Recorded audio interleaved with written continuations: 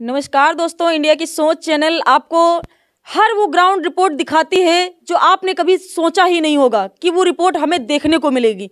मेरा जो चैनल है इंडिया की सोच, वो ज़मीनी स्तर की रिपोर्टिंग दिखाने का प्रयास करता रहता है, क्योंकि जो ज़मीन में वाकई में जो सरकार पैसा खर्च कर रही है विकास के नाम पे, ज़मीनी स्तर पे कितना विकास हुआ है। तो आज हम अभी करीब 1 घंटा पहले ही मैंने एक अमराई ग्राम पंचायत जो गौशाला है वहाँ की रिपोर्टिंग की थी, और ये हमारे साथ जो है विकास खंड अधिकारी सूरतगंज, आज ऐसा काम किया कि तारीफ भी करना, जैसे कोई अधिकारी जो अच्छा काम करता है तो तारीफ करने जरूर चाहिए। मैंने 10 मिनट के अंदर मैंने फ़ोन किया और तुरंत जो है वहाँ सेक्रेटरी साहब को भेज दिया। दौड़ते हुए वहां पे पहुंचे और वहां के जो प्रधान थे जिस तरीके से बात कर रहे थे एटीट्यूड से, जब विकास खंड अधिकारी साहब ने तुरंत एक्शन लिया और वहां पे सचिव पहुंच गए। तो आज हम उसी सिलसिले में बात करने आए हैं, क्योंकि अभी नए नए यहाँ पे आए हुए हैं, 3 दिन यहाँ पे हुआ है, ज्वाइनिंग जो है लिया है, और 3 दिनों में क्या कुछ बदलाव किया है ये आपको जो है पता चली जाएगा।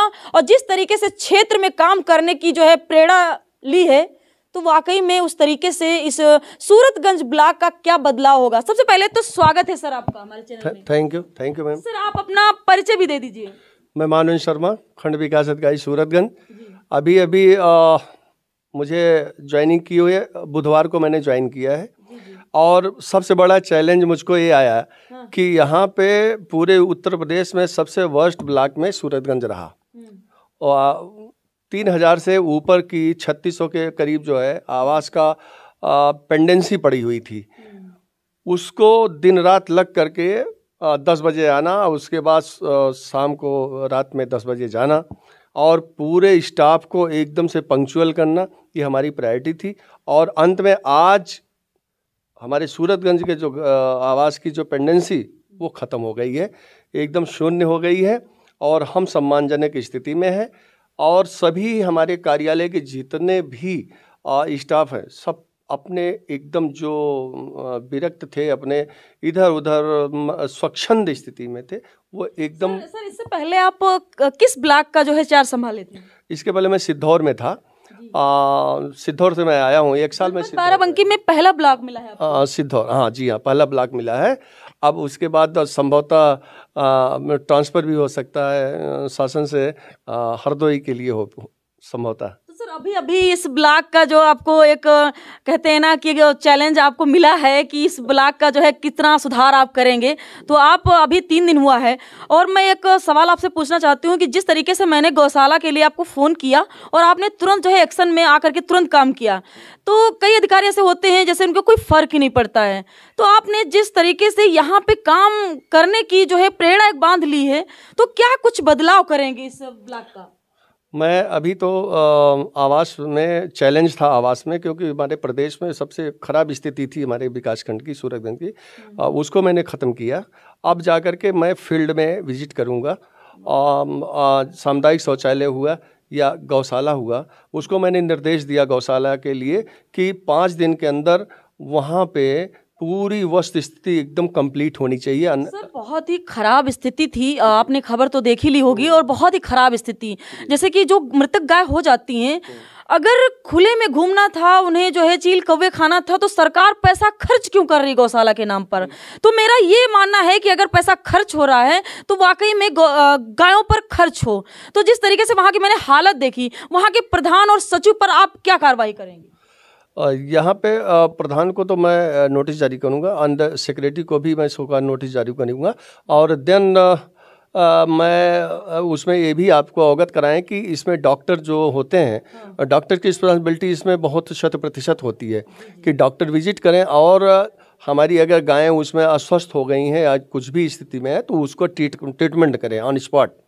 और पहली बात तो गाय हमारी माता है, तो गाय का तो सम्मान करना हमारा परम कर्तव्य है, चाहे वो उनके जीविका से लेकर के, चाहे उनकी उपासना से लेकर के, ये हमारा धर्म भी कहता है। तो इसलिए डॉक्टर को तो हरदम विजिट करना ही चाहिए। ये डॉक्टर की घोर लापरवाही है। डॉक्टर वहाँ पे डॉक्टर को फ़ोन लगाने का प्रयास किया, वहाँ पे नंबर लिखा हुआ था लेकिन उनका नंबर नहीं लगा, और मैंने सचिव को भी फ़ोन किया तो नंबर नहीं लगा। लेकिन जैसे आपको मैंने फ़ोन किया और आपने तुरंत फ़ोन उठाया और 10 मिनट के अंदर जो है वहाँ पे सचिव को भेजा भी। तो ये काम करने की जो प्रणाली होती है, जिस तरीके से अधिकारी काम करते हैं, वो सर क्वालिटी आप में है, जिस तरीके से आप काम कर रहे हैं। लेकिन अगर आप इस तरीके से काम कर रहे हैं तो आपके जो नीचे वाले अधिकारी कर्मचारी हैं, अगर आप इस तरीके से काम करें तो वो क्यों नहीं कर सकते सर? बिल्कुल करेंगे। अभी मैम 3 दिन हुआ है मुझे, 4 दिन, वो सब मुझसे अच्छा काम करेंगे, मैं आपको आश्वस्त कर रहा हूँ। 3 दिनों में क्या कुछ बदलाव किया सर यहाँ का? यहाँ पूरा स्टाफ जो है पंक्चुअल हो गया है और एकदम से आपको काम करते हुए नज़र आएंगे, हर तरफ भागते हुए नज़र आएंगे। और सबको मैंने फील्ड में एकदम से लगा दिया है, हर फील्ड में हर योजनाओं को रिपोर्ट अद्यतन करने के लिए कि शाम तक मुझे एनी हाउ, चाहे वो रात का 8 बज जाए 9 बज जाए, लेकिन मुझे रिपोर्ट चाहिए। चाहे सेक्टर प्रभारियों को लगा दिया, जितने एडीओ एमआई हैं उनको लगा दिया, सेक्रेटरीज को ग्राम पंचायत वाइज मैं रोज़ डेली समीक्षा करना शुरू कर दिया हूँ, डेली चाहे 2 बार मुझे करना पड़े। और मुझे आउटपुट, क्योंकि वर्क इज वर्शिप है ना, कार्य पूजा है, तो हम पूजा की दृष्टिकोण से अपने नौकरी या अपने कार्य को तवज्जो देते हैं। सर बहुत अधिकारी होते हैं तो ऑफिस में नहीं मिलते हैं, लेकिन जानकारी जो मिल रही है हमें कि आप सुबह आ जाते हैं 10 बजे, तो आप हर हाल में आ जाते हैं और शाम तक, रात तक, कभी कभी तो 8, 2, 9, 10 मतलब बज जाता है, लेकिन आप रहते हैं। तो आपको भी फैमिली होगी, ऐसी बात नहीं है, लेकिन अगर आप यहाँ पे हैं तो नियम उनके लिए भी लागू होता है जो आपके नीचे काम करते हैं। तो 3 दिन में जिस तरीके से आपने बदलाव किया, क्या आगे आप इसी तरीके से काम करते रहेंगे सर? इससे अच्छा बदलाव होगा।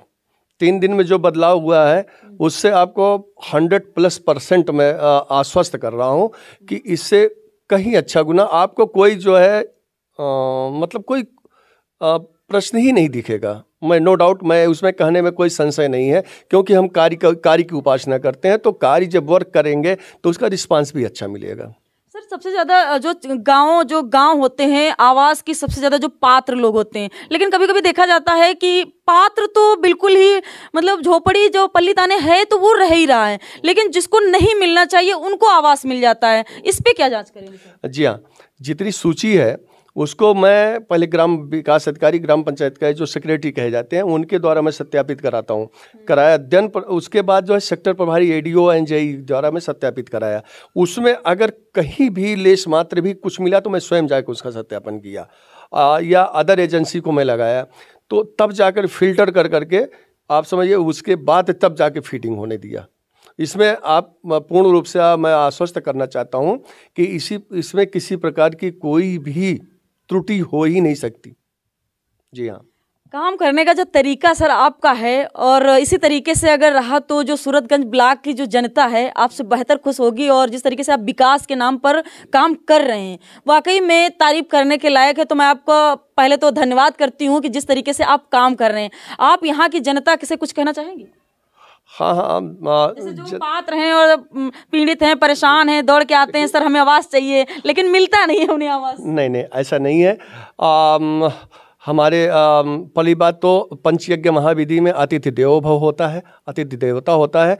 और गरीब, परमात्मा न करे कोई गरीब हो, लेकिन अगर वो गरीबी जीवन यापन कर रहा है तो निश्चित रूप से प्रथम हमारा लक्ष्य उस पर ही केंद्रित होता है कि उसका गरीबी से उसको निजात मिले। अगर आवास छत नहीं परमात्मा की तरफ से, उसका कर्म का आधार नहीं, तो उसको छत भी मुहैया कराया जा सके। तो इसके लिए मुझे किसी भी स्तर से शासन की मंशा के अनुरूप जो शासन का निर्देश है उसके